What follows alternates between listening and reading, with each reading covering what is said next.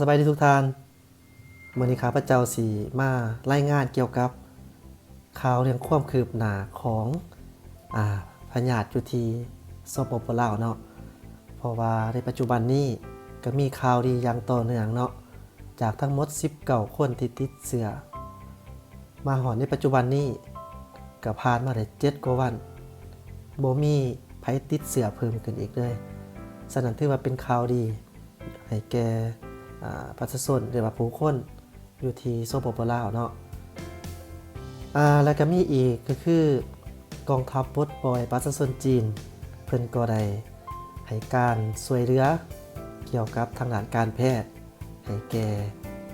ทางสปปลาวเพื่อเป็นการ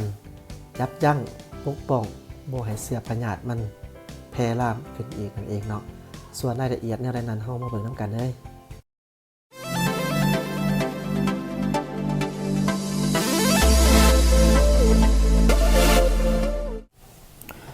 ตามการรายงานข่าวจาก CRI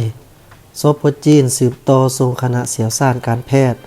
พร้อมด้วยอุปกรณ์การแพทย์ช่วยเหลือสปปลาวในการต้านพยาธิโควิด -19 ในวันที่24เมษายน 2020 นี้ที่สนามบินสากลวัดไต้นครหลวงเวียงจันทน์รัฐบาลจีนได้ส่งคณะเชี่ยวชาญการแพทย์กองทัพปลดปล่อยประชาชนจีนพร้อมด้วยอุปกรณ์การแพทย์จำนวนหนึ่งมาช่วยเหลือสปปลาวอีกครั้งเพื่อร่วมกันต้านการแพร่ระบาดของพยาธิโควิด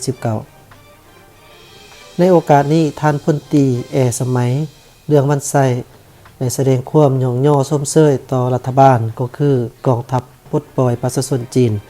ที่ได้มีความเป็นห่วงเป็นใยต่อรัฐบาลก็คือประชาชนลาวบรรดาเผ่าซึ่งได้แสดงให้เห็นถึงความสามัคคีช่วยเหลือซึ่งกันและกันแบบเพื่อนมิตรสหายที่ใกล้ชิดกัน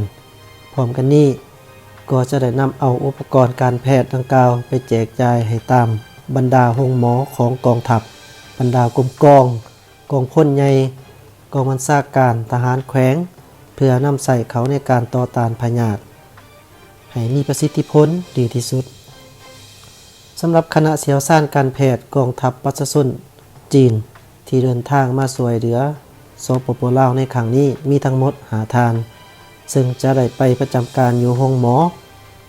103พร้อมนั้นยังมีอุปกรณ์การแพทย์จำนวนหนึ่งเป็นต้นแมนน้ำยากวดหาเชื้อโควิด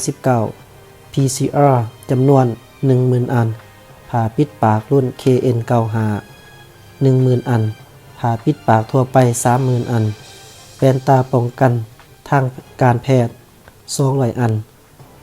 ศพมือทางการแพทย์ 10,000 ชุดหมวกสำหรับผ่าตัด 10,000 อัน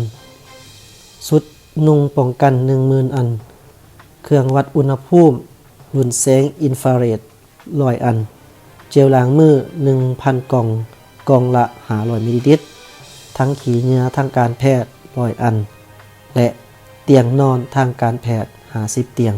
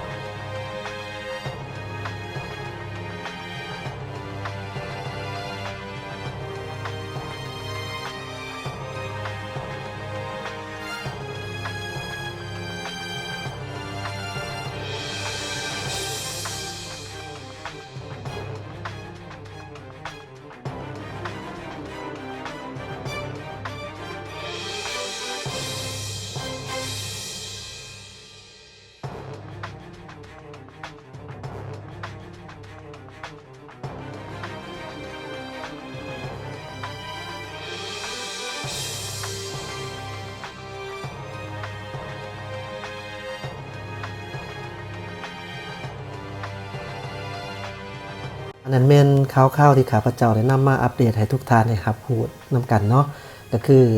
กองทัพปลดปล่อยประชาชนจีนเพิ่นก็ได้มาช่วยเหลือวงการการแพทย์อยู่ที่สปปลาวเนาะเพื่อเป็นการยับยั้งเชื้อพยาธิบ่ให้มันแพร่ล่ามเกิดขึ้นอยู่ที่ประเทศลาวนั่นเองเนาะนอกจากนั้นก็ยังมีชุดการแพทย์จำนวนหนึ่งเนาะที่ว่าเพิ่นได้เอามามอบให้แล้วก็จะแจกจ่ายไปแต่ละโรงหมอเนาะแต่ละแขวงแล้วก็ไปที่โรงหมอ103โรงหมอ103ทหารนั่นเองเนาะถือว่าเป็นข่าวดีแล้วก็ขอขอบใจนำสปปจีนประชาชนเพิ่นแล้วก็ทั้งรัฐบาลทุกอย่างที่ให้ความช่วยเหลือในครั้งนี้ขอขอบใจหลายสำหรับทานที่ให้เกียรติในการติดตามและพบกันใหม่คลิปหน้าสบายดี